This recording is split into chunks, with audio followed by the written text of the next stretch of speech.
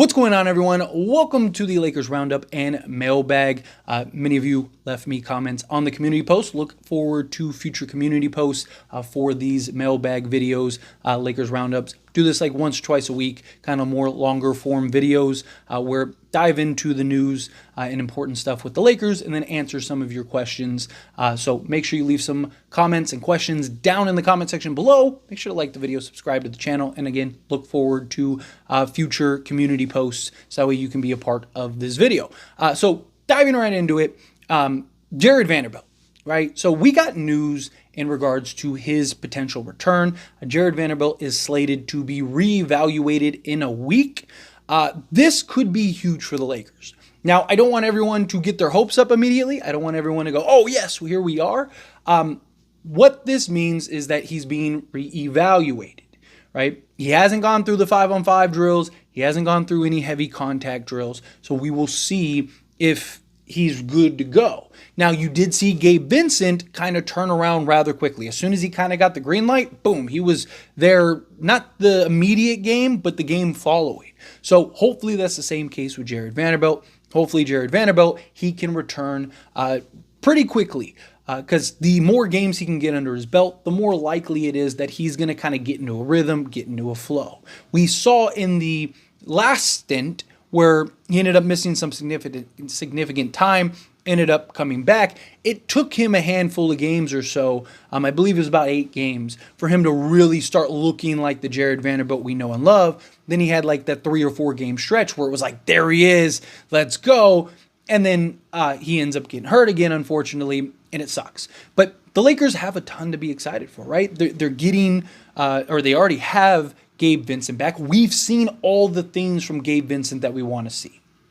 We've seen him be that point of attack. We've seen him be the hustle energy guy, which is huge. He had a play in the Wizards game where he just went and tracked down and chased down a loose ball, and everyone else was just standing around watching it. I mean, even Wizards players, and he went and got it. I believe it was an offensive rebound for the Lakers. Those little hustle plays, him doing the dirty work, him being able to defend multiple positions. You've seen him even in post-up defense. He's been able to hold his ground, hold his own, even against bigger guys. It's going to go such a long way, so important, so valuable. You add him, you get Jarred Vanderbilt back, you can start shaping and molding that defensive identity that I keep touching on, that defensive identity that I keep hoping that we find. Now, the Lakers during this road trip were 7th in defense. That is huge, right? Because it looks like they've been better defensively. Now, for being honest, right, outside of the Milwaukee Bucks, and the Indiana Pacers, it was bad teams, right? Now, I'm not in the camp. Many people are, oh, they played this team. Look, it's not the Lakers' job to decide who they play. It's their job to show up and smack these teams and move on. The Lakers did their job. They did their part. They did everything that you could have asked for, and this road trip went about as successful as you could. The only way it would have been more successful is if they go 6-0, but to go 5-1 is excellent. I don't care who you play on the road. That's a great win. And the Wizards just smacked the Milwaukee Bucks. Bad teams beat good teams all the time. The Lakers handled their business. They did their job, and they looked good for the most part in those spots. Now, there are still some stuff that really needs to be worked on. We'll touch on that here more in a moment, but you saw a couple things that I really liked, right? Austin Reeves in particular. Offensive side, still really struggling to shoot the 3 ball, but defensively, he's been much better. He's been moving his feet well. He's been adjusting well, right? He's staying in front of guys. Is he still getting beat on occasion? Yes, but he's not getting torched every single possession. He's actually been very serviceable on the defensive side. I don't need him to be elite. I don't expect him to be elite, but just don't get torched every possession on the defensive side of things. And D'Angelo Russell has been excellent in that regard. Again, not elite, not anything like that, but active hands. I love how active he has been, disrupting passing lanes, getting involved with that 6'10 wingspan, really kind of disrupting players. I love seeing that stuff, right? If those two guys can just be serviceable, right? You get a Jarred Vanderbilt back. Again, hopefully he returns with some games to play. I'd hate if he returned right into the playoffs because, yes, sure, you got to get him minutes and it's fine, but you want him to kind of be in a rhythm and a flow. But ideally, in a perfect world, Vando comes back, boom, he gets some reps, he's good, let's go. You got Gabe Vincent, he gets comfortable, he gets back into a flow, he gets in a rhythm. You got Cam Reddish in little spots for just defensive assignment purposes. You can start shaping that defensive identity. Start getting better balanced, structured lineups. Have a nice mix of defense and offense, right? Have nice versatility amongst your rotation. That could go a huge and long way for the Lakers, right? So if our guys can just hold our offensively, we've been fantastic. We're like first in points, second in efficiency, right? We've been like historically great on the offensive side. All the things that you want to check off are all getting checked off as far as Lakers go. They're building a ton of momentum. There's a ton of stuff for Laker fans to be excited for right now, right? Moving into the seeding and the standings, right? The Lakers, again, at the time of recording this video, so next roundup, we could get even better news. But right now, the Lakers are only half a game back of the Sacramento Kings for the AC. Sacramento, later today, could end up losing to the Boston Celtics, and the Lakers are all of a sudden tied for the 8th, and they just got to win one more game and stay paced the rest of the way. The Lakers are right there. They are right in the thick of it, right in the mix of it. One of the things I keep talking about is I believe the Lakers control their own destiny to an extent. People have pushed back on me on that. How can they do that when they're the 9th seed and stuff? Because the Lakers, if they win their games, if they handle business as we need them to and as we expect them to, then guess what? Those other teams are going to lose games. They have to. It's not a hopeful thing. It's not I really think they're going. No. A lot of these teams play each other, and in some cases play each other multiple times. Somebody has to lose in all those games. And guess what happens? Those benefit the Lakers mightily. Now, you still have to worry about the Golden State Warriors. They're right on our tail. If you handle business and you beat the Warriors, guess what? That's not a problem anymore. We have the Warriors coming up. The Pelicans game coming up. That literally could be the deciding factor between us getting the 8th seed, especially if the Pelicans continue to tank and continue to just play bad basketball. Granted, it's not entirely their fault, right? Brandon Ingram's out. Zion ended up getting hurt on his finger. They say that there's no structural damage, but does that impact him? Does that affect him? The Lakers are kind of getting these breaks. And it's one of those things where it's like they need to keep, if they just do their job and hold up their end of the deal, the Lakers are going to be in good shape. So as of right now, again, Lakers are the 9th seed. They are a game and a half back of the Phoenix Suns and the New Orleans Pelicans for even the 6th seed. The Sacramento Kings are only half a game. Again, they could end up falling back. The Lakers technically are only 2.5 games back of the 5th seed, but I wouldn't get my hopes up on that. Even the 6th seed, I wouldn't really get my hopes up on. It's one of those things, if it happens, great. Let's get it. We'll talk about it. We'll celebrate it. But more likely than not, it's going to be one of those things where, if it's a long shot, you got a lot of dominoes that need to kind of fall into place. You got a lot of things that need to happen in order for the Lakers to overtake that and come into that. But the Lakers, again, are heading in the right direction. And that's what you want to see. You want to see this team continue to make that progress, continue to build that momentum. You got 5 games left. You got to go 4-1. Right, I'll give you one on these back-to-backs. You got the Cleveland Cavaliers. You got the Minnesota Timberwolves. You have to beat one of those two teams, bare minimum. In a perfect world, you beat both of them. Can the Lakers beat both of them? Absolutely, right? But I understand the circumstances. I understand that, one, Lakers, it's a back-to-back. It's tough. You're playing two teams that desperately need these wins, that are fighting for positioning, fighting for playoff seeding and standings, right? So it's going to be a hard-fought battle. I would love for the Lakers to play Cleveland, be up 30, going into the 4th, kind of sit back and rest everybody, and then, go in and blow out the Minnesota Timberwolves, right? But realistically, it's probably going to be a hard-fought game against the Cavs. Now you got to go jump into a Minnesota game, right? You just can't drop both of those. You win one of those, right? Then you got the Warriors, the Grizzlies, and the Pelicans. Handle business against those 3 teams, And all of a sudden you could be looking and you're at least bare minimum in the thick of it as far as the seeding goes. Problem is tiebreakers. So one, obviously team Sacramento, Dallas, right? They have tiebreakers over us. But any three-way ties, the Lakers end up falling to the end of that pecking order because it goes to divisions, and the Lakers lost to Sacramento 4 times, right? As great as the Lakers have been one of the best teams in the league since like the new year, right? Like they have one of the best records since basically the All-Star break. The Lakers, the last like 2.5 months have been spectacular, but we haven't seen any progress in the standings.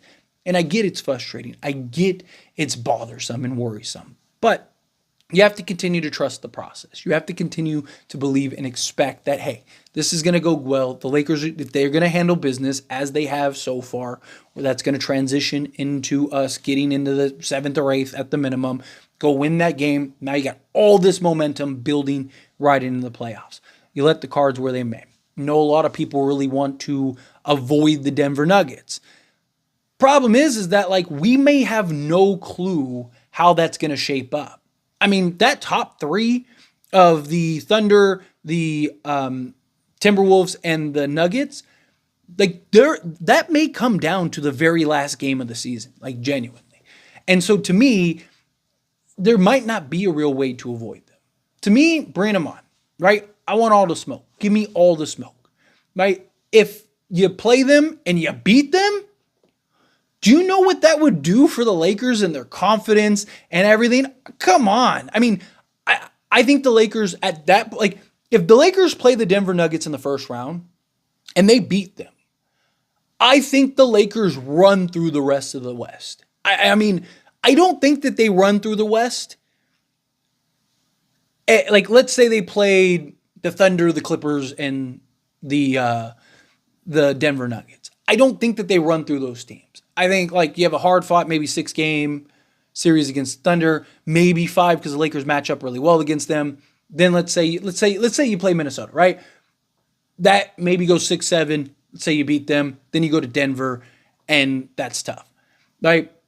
However, I think if you play Denver first and you beat them, I think the Lakers' confidence goes, whew.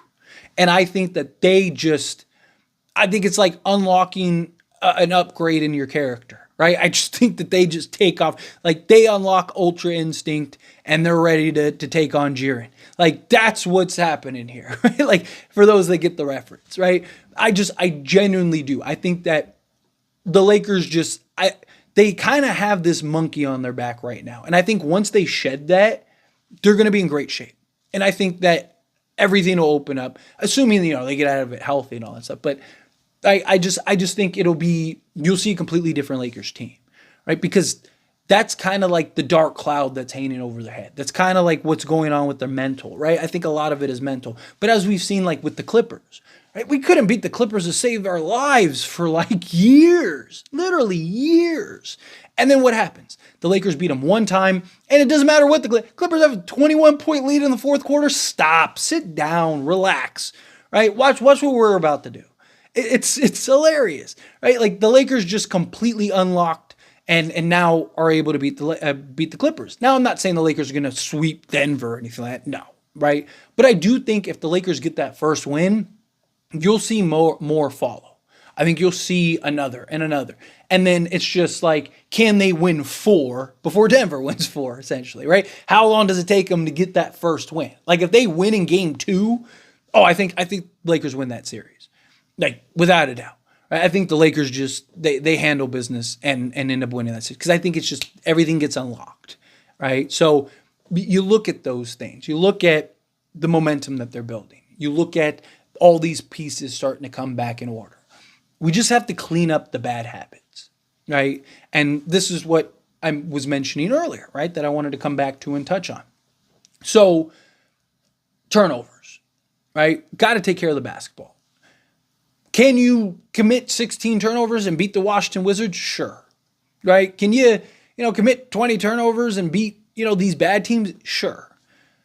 But once you get into the playoffs and you're going up against elite teams, especially in the Western Conference. I mean, has there ever been a year where you can make a genuine argument for all 10 teams? There have been years where, like, top 6, and then maybe like a San Antonio or something like is like the 7th seed, but it's because like of injuries, but now they're back and it's like, oh, they're a contender, right? Like, but I'm talking about legitimately like 1 through 10, right? Now, obviously there's better arguments for some teams than others, but still, like, you can make an argument for pretty much all 10 teams. It is going to be a juggernaut of a playoffs. I am so excited for it. Obviously, a diehard Laker fan, right? I don't have a Laker channel because, it's cool. No, I have a Laker channel because I love talking to Lakers. I'm diehard. But I'm also a diehard basketball fan. I love the NBA, and I love me some good playoff matchups, and we're going to get a ton of them.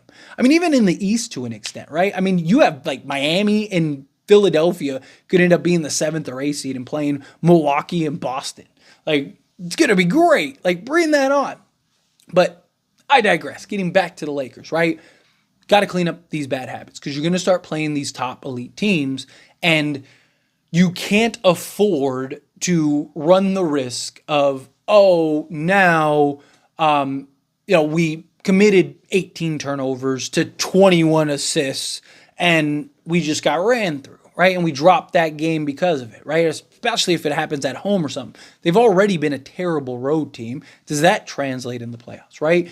Now, again, Lakers had an excellent road trip, but was that just like, hey, you played bad teams and you beat them on the road? Or is that like them turning the corner as far as being a good quality road team?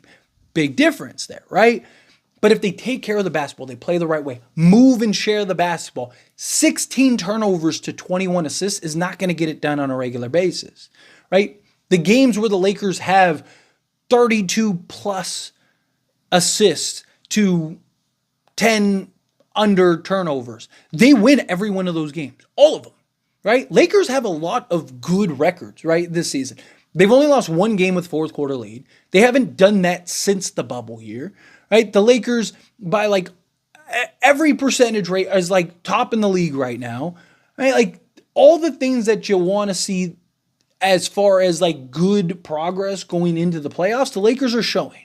But they do have some of those bad habits, taking their foot off the gas, right? And kind of letting up, playing down to the competition. Now, granted, when you get to the playoffs, all your competition is going to be good, but you don't want to have the sluggishness, which they've done a better job of, like playing with energy, playing with, some type of resilience, right?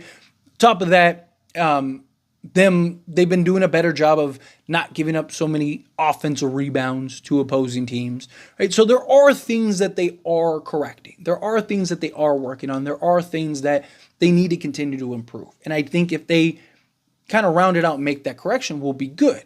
LeBron James, Anthony Davis, D'Angelo Russell have to take care of the basketball better. D'Angelo Russell was doing an excellent job, and then all of a sudden has just been averaging like 3 to 5 turnovers a game, right? He's got to do a better job taking care of the basketball. He's been spectacular. I mean, historically great.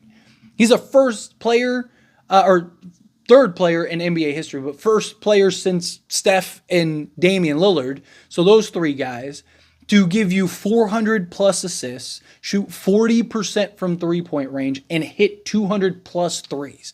I mean, he's having a literal, historically, all-time great type of season. Now, obviously, we need to translate that into the playoffs, right? Okay, that would be great. But I do expect him, and I do trust him to do so. I know some people are down on him. One, I've said it before, I don't know why people root for our players' downfalls. I don't get it. But I believe that D'Lo will do what they need to do. Just got to clean some stuff up, right? Now, maybe it won't be a problem when we get into the postseason, right? Because a lot of it's going to be like what you saw in the in-season tournament, what you saw last year in the playoffs.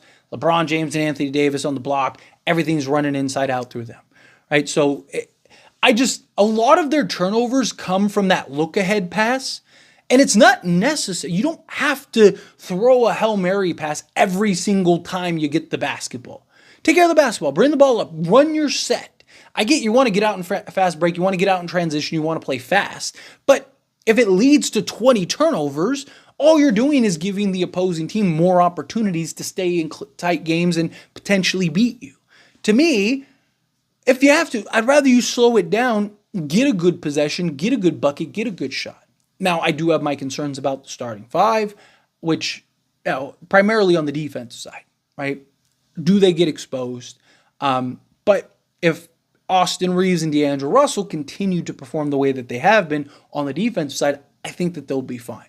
But we'll dive into that more in a later Lakers Roundup video. I want to get into some of the Q&As. Again, all of the Q&As are, or all of the questions are from you that you submitted into the community post. Also, you could send it through various super chats when I do live streams, or the super thanks in the comments. Those will take priority as always. Otherwise, leave a comment again down in this video for the next mailbag, as well as look for that community post for those things. And so anyway, diving into the question part of this, got some great questions that I want to get into, that I want to dive into. And so first thing that I want to get into is this is from @BrokeWithNoMoney. Do you think D'Lo would opt into his $18 million contract even if he opts in? He just became another tradable asset, and this season he might have played higher than $18 million. So first off, yes, I mean, obviously he would be a tradable asset because if we want to get a Trae Young or a Donovan Mitchell or something like that, that's like $18 million that we can use to go match salaries if you wanted to do that. As far as him opting in, to me, I think it boils down to his playoff performance. If he plays like he does right now into the playoffs, then absolutely not. He's gone, right? Like, or the Lakers are going to have to greatly, he's getting $30 million a year. Right? If he plays the way he's playing right now in the playoffs, and the Lakers go on a big postseason run, right, and he's a big part of that, no, he's getting 30 plus million from somewhere. Orlando is a team that is expected to heavily pursue him in the offseason. We'll see how that goes. But yeah, if to me it boils down to how does he perform. If he plays well in the playoffs, he's probably as good as gone. The only way I could see him performing well in the playoffs and staying is if the Lakers win the championship. If the Lakers win the championship, I could see him going, you know what, let's go back to back. Or let me see if we can go back to back, and maybe opting in, or maybe doing another 1+1 and getting like a little pay bump. Like, hey, we're not going to give you 30 million, but we'll give you like 22 million, right? Give you 1+1, you have a player option again, right? And let's go try to run this back. I could see something like that. If he ends up having another terrible postseason, which he didn't even have that bad of a postseason last year. It's just people remember the Denver series, but it wasn't all like we didn't lose that series because of D'Lo, right? It's not like D'Lo wasn't the only reason we lost that series. Right? Like there was basically the entire team outside of Austin Reeves didn't show up. LeBron showed up in the game 4, but at that point it was too late. But point is that if he has another what is perceived as a bad playoff run, it's not what he was in the regular season, then I could see teams kind of going, and stepping back a little bit and going, you know what, like, okay, he's great in the regular season. I'd love to have him in the regular season, but in the postseason, he's going to fold, and, we don't want to invest $30 million into that.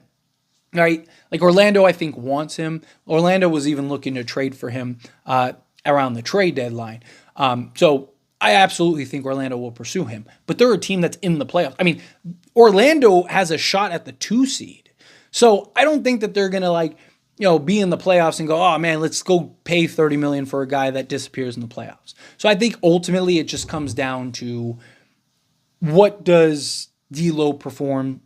How does he perform in the actual playoffs? Dog HV7II, will the Lakers make the biggest comeback and win it all? So, if I'm being honest, right, to remove my bias, do I think they will? If they don't run into Denver, yes. I have full faith, right? To the point where people say I'm delusional. I absolutely believe that the Lakers can win the championship. I don't think anyone should be shocked if they do. Lakers have been spectacular. Would I bet on it? No. Right? Like, if I had to give you a yes or no answer, then it's like, hey, you have to pick one. Then no, I don't necessarily think that they will. I just think they still, even if they do get in that 7th or 8th, it's just such an uphill battle to climb. And can they overtake Denver? That's my real concern. It's just really Denver. However, I do believe that they have a real shot. Again, I'll go as far as saying, like, I'll give them 35%. 35% chance that I think that they have a historically great run and end up winning the NBA championship, right? Which is probably a lot higher than anybody else. So I'll leave it at that. And then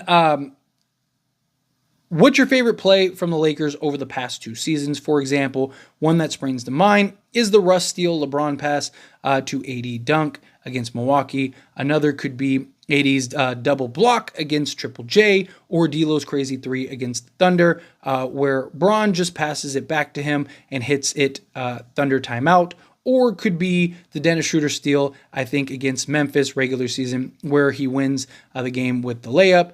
Just had to go through those moments. Some of my favorite moments watching sports over the last 2 years. What's your favorite moment?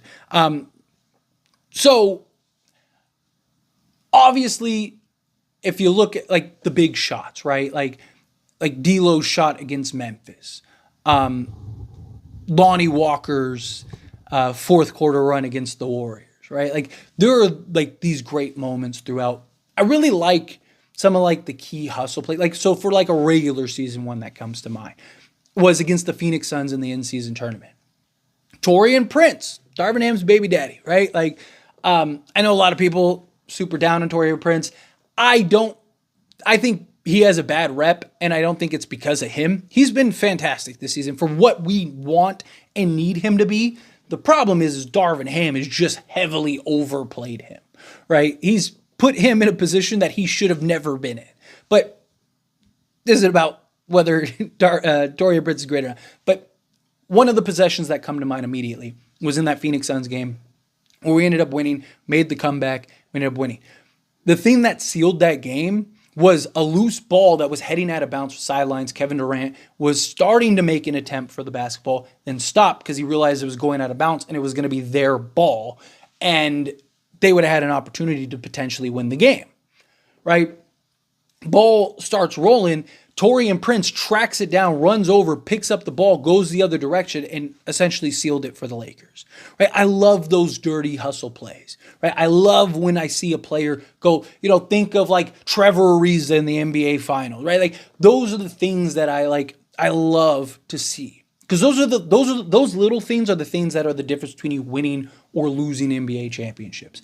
But moments, like keeping it recent, keeping it relevant, because I could go through history, but LeBron James' 40 performance was pretty spectacular. The Lakers beating the Boston Celtics, I thought was really good this season, right? Like the team rallying together, no LeBron, no Anthony Davis, showing that this team does have it, right? And this team can step up and play big in big moments, right? Those are the kind of things that come to mind that I really do appreciate, that I really do value. There have been a lot of like memorable moments this season. Even in the playoffs, or with like Austin Reeves, the big shots that he was hitting game after game after game. Like moments like that. 12 hoops, great question. All right, should the Lakers draft a center? This free agency class has practically no rotational center. Realistically, the draft class has a ton of good big men. So as far as drafting a center goes, right, many people jump to Zach 80 of Purdue. One, will he be there? Two, what kind of centers are around at that time? as we move closer to the draft, I'll start really diving into and breaking down various players that I want to talk about. I'll do like a list of centers and shooting guards and whatnot, positions of need. When you're talking about the NBA draft, in my opinion, I think you always should go with the player you think will be the best, right? Now, obviously, if it's a coin, like say Zach is available and there's somebody else that you really like, right? And it's like, okay, we're really high on both of these guys, but we really have a center need, then you take the position of need, right? Then you take the center if it's close. But if it's like this guy is a shooting guard, but he is clearly by far the best player that is available right now, I think you take him because the draft is always a crapshoot, and the Lakers very likely aren't going to have a first-round pick unless the Pelicans defer it, which if the Lakers go get another star in the offseason, they may want to take it right now, right? Because the Lakers, they might look at it as, hey, the Lakers, they want to go get a star. They very well might end up landing a star. So I think, one, it depends on what the Lakers draft situation looks like this season. Do they even keep their picks, right? If they have a second round pick, then they probably just take who they like the most. If they do have the first round pick, it's gone. They're probably shipping that out. So I don't even think that the Lakers may necessarily even draft anybody as far as the center position goes. Here's my thing though. Let's say that they could. The reason I say no, outside of like drafting the best person available, is because I actually think, one, I think you have several development bigs already that are young enough. Like Jackson Hayes is young enough to be drafted in this year's draft, like literally. Like especially for a guy that you get in the second round, it's probably going to be 22, 23 anyway. So to me, you have kind of your development bigs, Colin Castleton, right? You can always go get an undrafted guy that you like, that you want to bring in, kind of work out. I would rather them target somebody in free agency and go get somebody in free agency, you know, a Valanciunas, right, if he becomes available. Or if, like, you work out a trade, can you get somebody, can you then maybe make like a smaller trade to go get a center that you'd like, right? To me, as far as the draft goes, obviously if there's somebody there that the Lakers are super high on and that they like, then take him, yes. But I think more likely than not, the Lakers are going to draft who they view as the best player available and then look to address it in the offseason. And I think you already have your development bigs. So unless you just find somebody that you're like, okay, this guy I like a lot better than Castleton or Hayes, then you just kind of stick with those guys. Unless Hayes ends up leaving, then you maybe address it. But I don't necessarily think Hayes is going to go somewhere. But do you think the Lakers would trade Vando in order to make a deal work for a star? I feel he's a key piece in a championship to be able to limit a team's franchise player in a few is very few in the league. Would they trade for the star? Absolutely. Like, if we're being honest, yeah, the Lakers are going to value a star over. If Jarred Vanderbilt is the difference between you getting, say, I'm not really high on Trae Young, but let's say Donovan Mitchell, right? Let's say the Lakers realistically could get Donovan Mitchell, which, based on reports, it's the Knicks or the Lakers. So again, we'll see. Talk about it more in the offseason. But let's say the Cavs are like, hey, yeah, we'll trade you Donovan Mitchell, but we want Jarred Vanderbilt.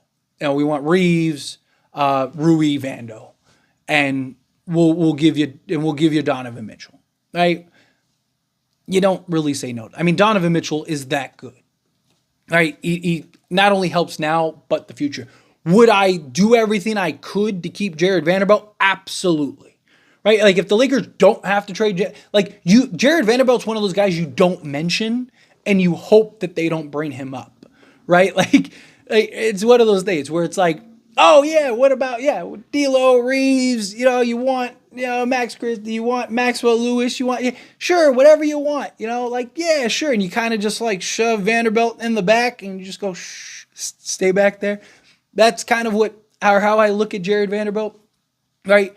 But if we're being honest, if you can get a star, like a real bona fide star for not only now but the future, unfortunately you have to trade Jarred Vanderbilt. But I agree wholeheartedly that Jarred Vanderbilt is a very big X factor as far as like winning an NBA championship. Guy that does the dirty work, guy that makes the hustle plays, guy that, can defend the best player on the other team, a guy that can defend pretty much every position, right? On most nights. Now, obviously, you don't want him defending like Jokic or anything like that, but he's a guy, if like he ended up getting switched on him, can at least make things difficult, right? He just has so much value as far as that goes. But yeah, what's been your favorite player? So obviously the easy answer is LeBron James and Anthony Davis. But no, on a serious note, I really do love how D'Angelo Russell has played so far this season. He's just been so fun to watch and just really brings this freshness and this energy. But Rui Hachimura, I love watching him play. And look, I know I'm somebody in the camp that was like, hey, if you have to trade him, you have to trade him. And I still believe that, right? Like if you have to, you have to. Is he untouchable? No. You don't just trade Rui just to trade him. I just think as long as LeBron's on this team, Rui's never going to get the proper opportunity to shine. He has adjusted to his role brilliantly and has been spectacular. But he's still best at the 4. Even this season, as great as he's been in the 3 spot, every time he moves to the 4, he's better. He had his career high playing the 4 spot, right? Like he was torching teams at the 4. His rebounding's better. Everything's better, right? Because that's his natural position. So I think 1, as long as LeBron's on the team, he's never really going to get time to shine. 2, I think if you can get a piece that makes more sense for what you're doing and trying to win right now, you have to do it, right? Because you're in win now position. And he's not 22, 23, right? He's not old though, but he's not like, where you can keep him for 5 years and it's fine. Like he can ride the pine, his time will come. No, 3 years from now, his contract's up. He's probably not sticking around. He's probably like, dude, I'm never going to get an opportunity here. Let me go elsewhere, right? For his sake, from a basketball standpoint, I'd rather see him go somewhere he could thrive, right? Like the Brooklyn Nets. I think if he's on Brooklyn, he could be a 25-point-a-game guy, like realistically. But anyway, these are great questions, and I really do appreciate it. And I'll try to continue to expand and add more as we get to go. This is the first episode. I really was contemplating, like I was like, hey, I should do this, right? I really want to do like almost like not really like a podcast, but like like, hey, let me just kind of vent and talk.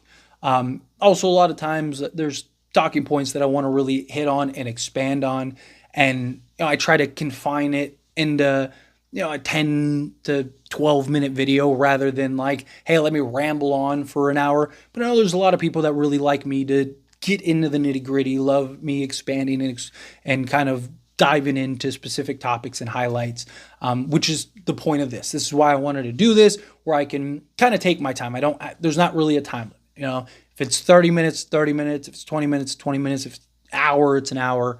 But kind of just answer some of your questions, because it's hard at times to just kind of go through the chat and go through the comment section and stuff like that and have the back and forth stuff, because I get so many comments on a regular basis, right? So I would spend all day and all night responding to everybody if I dove into it. So this is a way for me to kind of answer your questions, hit my points, and then also kind of expand on talking points, or just kind of use this as a place to kind of vent and have these discussions. So I hope you guys enjoyed this. Please, any feedback, any conversations, anything like that, love to hear it down in the comments. If you like this type of thing, you want me to continue this, like I said, we'll see how it does. I'm going to do this once a week. If it's something where it's like really hitting, people really like it, start flooding in a ton of comments and stuff like that, then maybe I'll move it to twice a week. It's definitely something that I'll consider and look into. But just kind of a place for that. So again, down in the comment section, leave your questions.